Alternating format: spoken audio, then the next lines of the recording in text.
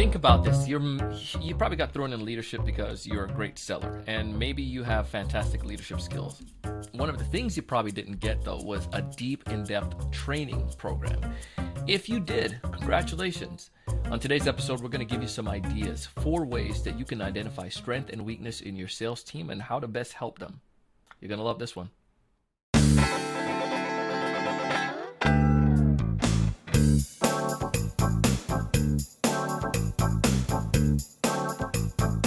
Hey, everyone. Welcome to another great episode of the Sales Evangelist podcast here on TSC TV on YouTube. I'm your host, Donald Kelly, the Sales Evangelist, and I'm so excited for another great episode. I'm so excited to be here with you today. And on this episode, we have the one and only Mr. Tim Kintz. Tim was on our podcast a while back, and about a year ago, and he came back on today, and he's going to talk about his new book, and I think you're going to really like it. He was first on talking about Frictionless and how that book came about and so forth, and some of the components of it, and our team actually love it. I think you're going to like it as well. The principles from this one is going to tie more so towards leadership and how you could take advantage of these things and help them and use it in your sales process. If this is your first time watching one of our show, if this is your first time being here, I ask you to go ahead and hit subscribe. It would just mean a lot for me, to me, that you've done that.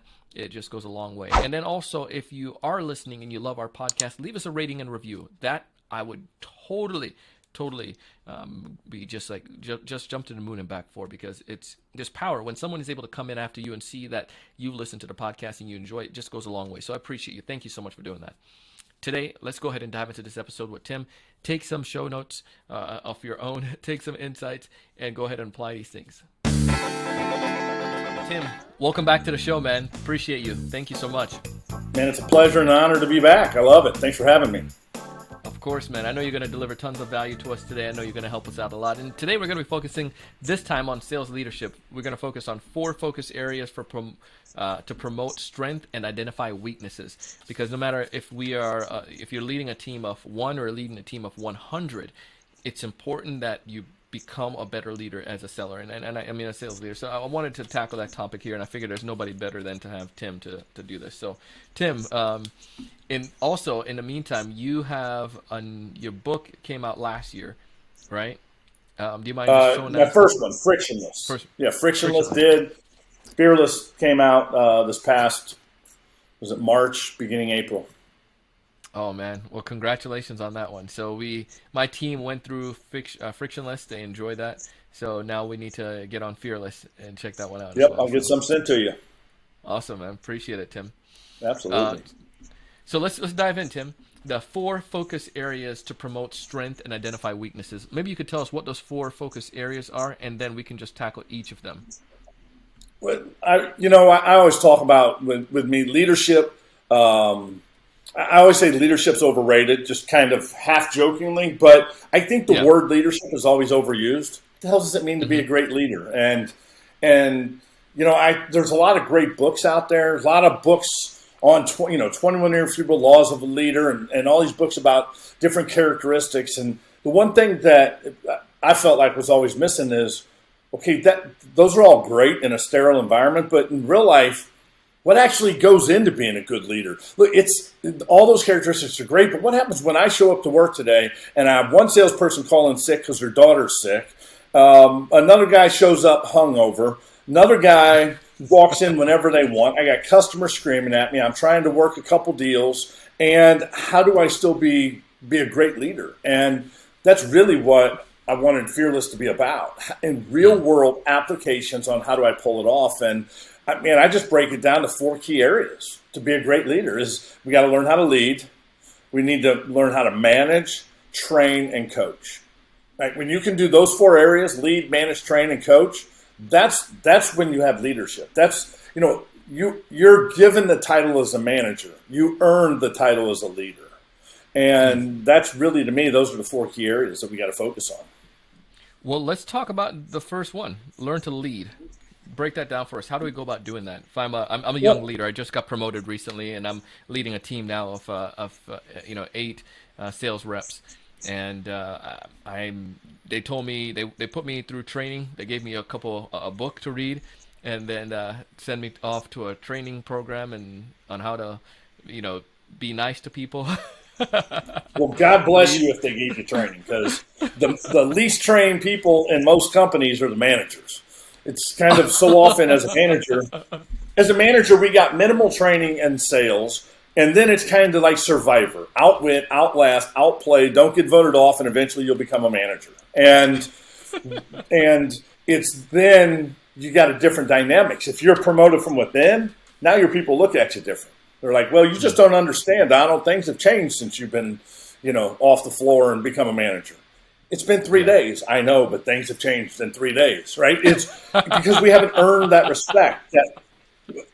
We haven't earned that leadership title yet from them. Being a leader is earned, right? Managers, that's given to us. And the biggest thing is helping your people have a purpose.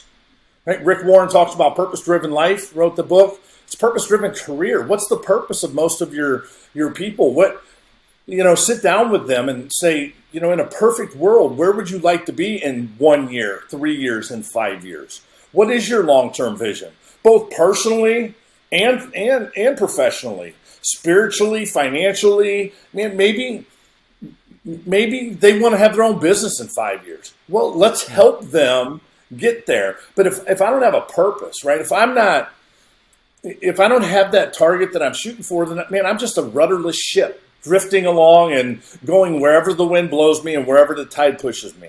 And I think that happens to so many people because we live in these, especially in sales, 30-day bubbles, right? What are our numbers going to be this month? And we don't think long-term. So I think number one is sit down and help your people have long-term visions. Then we can start breaking them down into goals with really specific benchmarks and help them put together a detailed plan.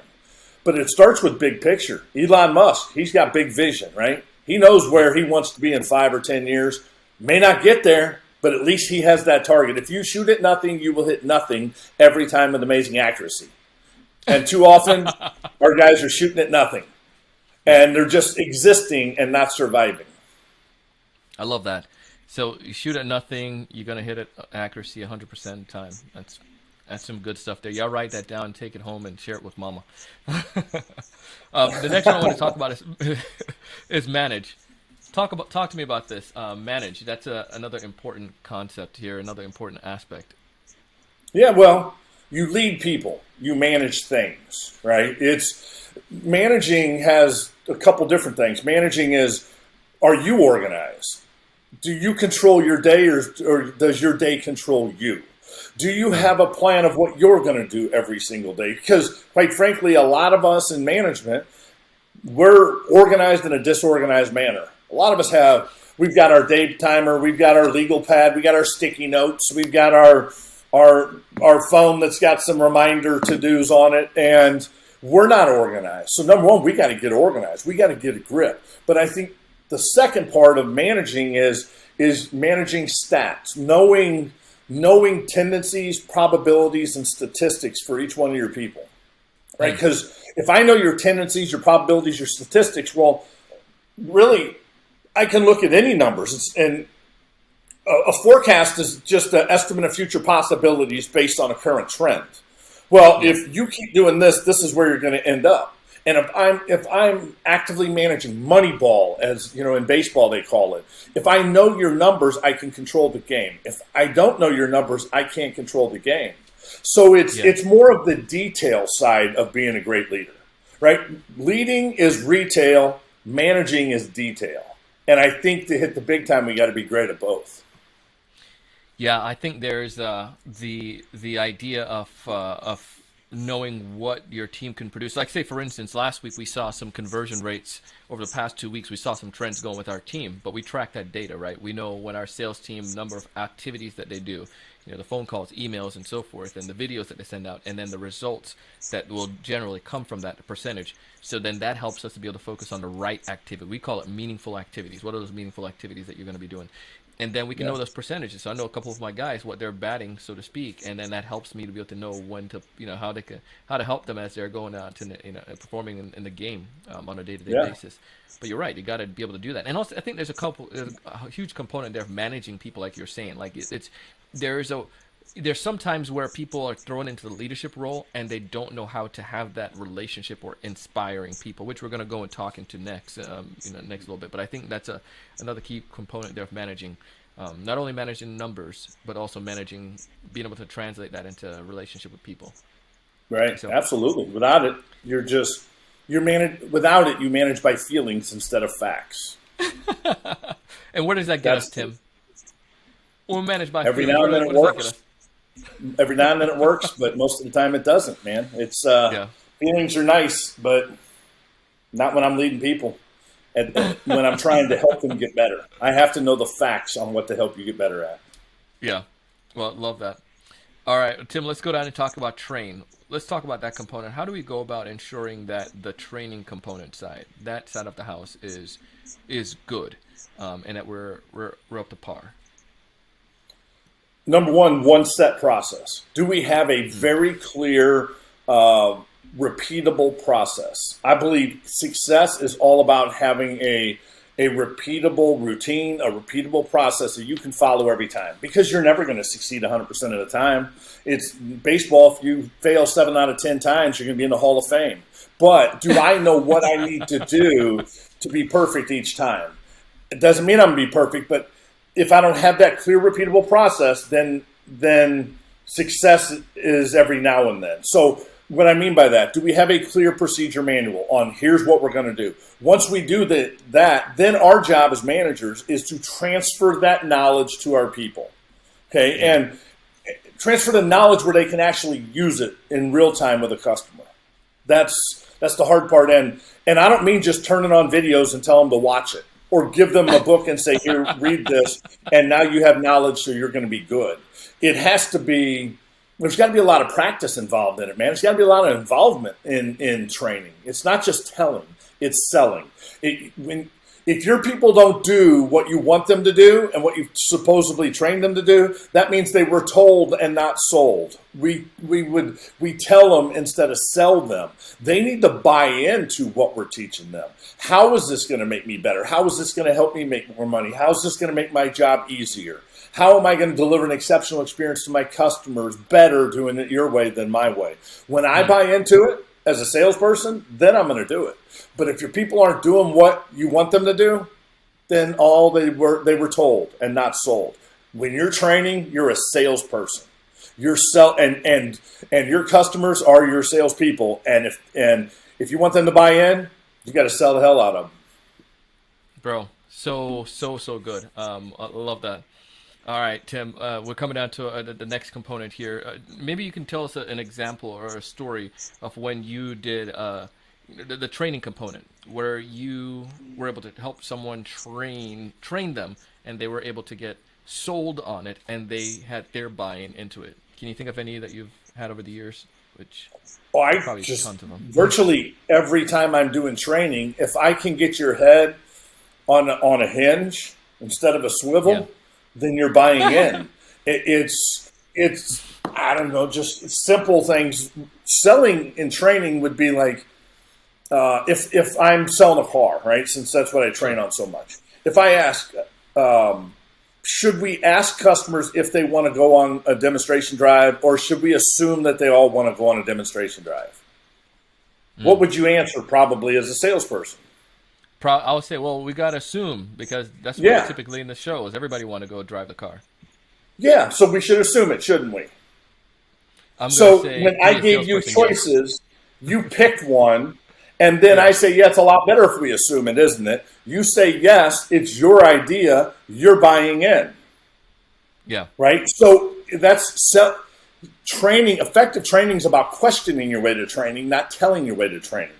You should be assuming a demo. You should be asking everybody for the sale. You should be, and we should all over our guys. And instead of shoulding on them, we need to give them the how-tos.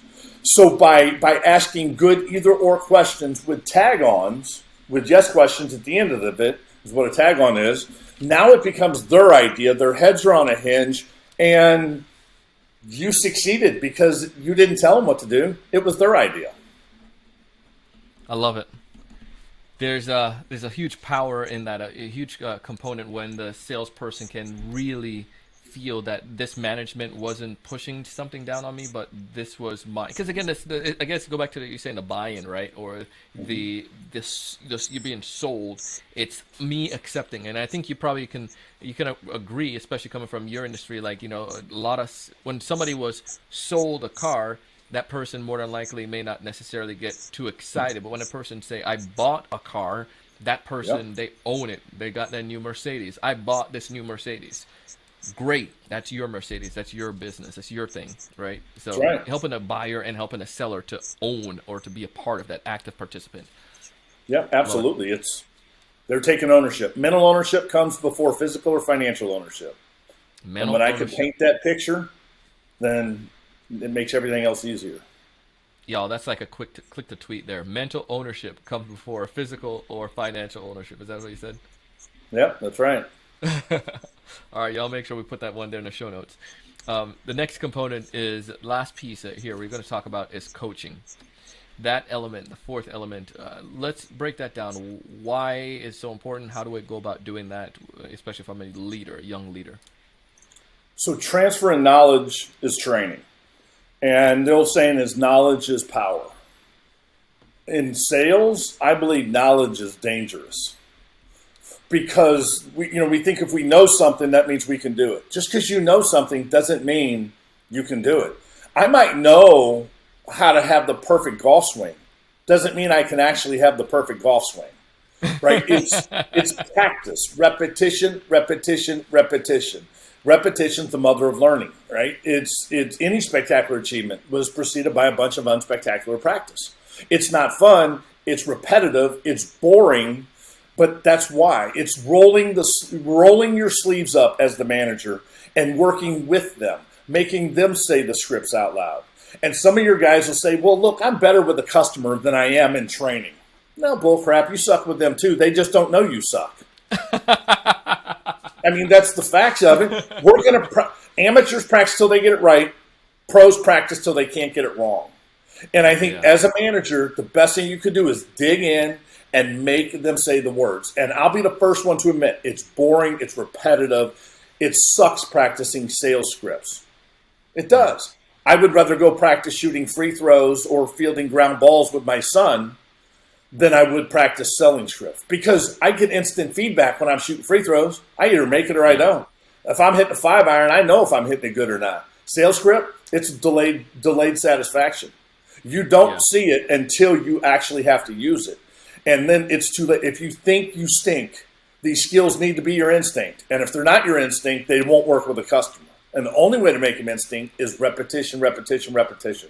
Guy Marvin Harrison, he was a receiver for the Indianapolis Colts for years. He had a great quote I loved. He said, they pay us for practice and the games are for fun. And I think that is, they pay us for practice and the games are for fun. It's the same thing. You make your money between customers, not on customers. Right? It's what you do between fights that's going to make you a champion. So that's why it's so critical for us as managers to make sure we're rolling up our sleeves and we're working with them. I don't care if it's only 20 minutes every day, 10 minutes a day. Roll through the scripts over and over and over, whatever the scripts or skills that you're working on, because pretty soon, then it just becomes instinct. But it's no different than a professional golfer working on their driving, chipping, putting every single day. They've done it millions of times, but we have to keep doing it. I think that's the missing link more so than training with most leaders, is the coaching part of it. Well, I gave them the knowledge. Now, if they really cared, they're going to go out and learn it on their own. Well, crap, they're as good as they're going to get on their own. It comes down to us making them and helping them get better. Yeah. Oh, Tim, money in the bank. Our 4 areas, again, learn how to lead, manage, train, and coach. If you do these 4 components, we're going to become better in our role, in our leadership capacity. If there's one major takeaway, though, one major piece of advice you want folks listening to this episode to walk away with, what's that advice, Tim? I think whether you're new or a veteran manager, you need to realize that we have to earn the right to be that leader. And one of the best things or most important things that we need to do and continue to do is understand that our people have emotional bank accounts. And that our job as their manager or leader is to make deposits regularly into their emotional bank accounts. Meaning catch them doing things good, recognize them in front of their peers, pat them on the back when things are going good. Don't rip their ass when things necessarily didn't go really good, but make those deposits in their emotional bank account, because there will be a time, without a doubt, that you're going to have to make withdrawals. And the question is, do you have enough in there that you can make withdrawals, or will you be overdrawn and then you'll just have a demotivated team? Because you haven't earned the right to be able to have straight talk or lock their heels when it's needed. And it's that emotional bank account that's going to make you a better leader, but you have to start now making those deposits, because withdrawals will happen. Love it, man. Tim, money in the bank. Love this. If folks out there, well, let's go back and talk about your book, your new book. Tell me why you wrote this one. Fearless was the book I wanted to write first. But I ended up writing Frictionless first, because I knew there were so many salespeople out there that didn't know how to close and negotiate and really needed help. When the pandemic hit, I decided now's the time. I have the free time that I can write Fearless, because I've always wanted, because I'm empathetic to how tough managers have it. Look, it's tough. A lot of us were thrown into management with zero training, and it was, like I said, survivor. We just ended up with that position. And this, to me, this book is a real world guide on how to be a better leader. It's not going to give you a bunch of platitudes or 20 different things that you need to do every day. No, this is real world that's going to make you a better manager, better leader. I want it to be tattered up. I want it to look like an old Southern Baptist preacher's Bible, for crying out loud. It needs to be used. And, there may be some, I talk about car stuff in here. But managing people is managing people. Leading people is leading people. If you have a sales team, you all know it's like herding cats at times. And that you're people's personal counselors. Well, this is going to help you through it. Nothing's going to make it easy. There is no quick and easy way. But I will tell you, if you do what I talk about in this book, you'll build an unbreakable team. So if or when something as if the pandemic or maybe not as critical hits, you're prepared and you can thrive during the downtimes, not just survive. Love this. Tim, man, I appreciate that. And if folks want to get access to that and to the book and also get connected to you, what's the best way for them to go about doing so? If they want to get the book, Amazon.com. They have it on there. Or you can go to kintzgroup.com, K-I-N-T-Z group.com. I've got a shop on there, got a lot of resources on there. We're in the process of updating our website to even make it better. So there's going to be a lot more blogging, a lot more articles, white papers for everybody. So kintzgroup.com, Amazon.com, and just reach out to me, man. I'm all over social media. So. Oh, Tim, thank you so much for taking the time today, coming on our show. Appreciate you, and congratulations on the new book and all the great things that you guys are doing. Thank you, sir. Stay in touch.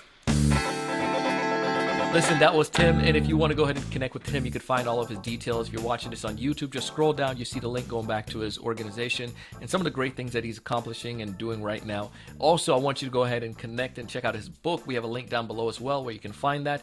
In addition to that, I want you to make sure you just be connected to this dude on LinkedIn. Just a super nice guy, and I think you'll learn a lot from him. Great insights. Now, if you are a leader, you definitely need to make sure you check out his book and also see if there's any of the things that he's offering that's helping other leaders that can help you in your sales efforts and your sales leadership component. I share stuff like this. I bring on folks like Tim. I bring on sponsors like the ones we have because I want to help you. I really want you to thrive. Again, we've been there. I've been in a position where you just came into leadership and you're trying to get guidance. I've been to the position where you're a sales rep and you're trying to learn. I want you to thrive. I want you to succeed. I want you to find more of those ideal customers. I want you to know what to say when you reach out to them. I want you to be able to close the deal. But most importantly, I want you to raise your level of thinking each and every single day and go out and do big things. Thank you so much for watching. Hey, thanks so much for taking the time to watch this video today. If you enjoyed the content, I ask you to go ahead and hit that like button, that thumbs up at the bottom right-hand corner. Also, to make sure to subscribe if you haven't done so already. This way, we'll keep you up to date with all the latest sales strategies, latest tools, and things that are going to help you to not only find more prospects, but to close more deals. Thanks so much.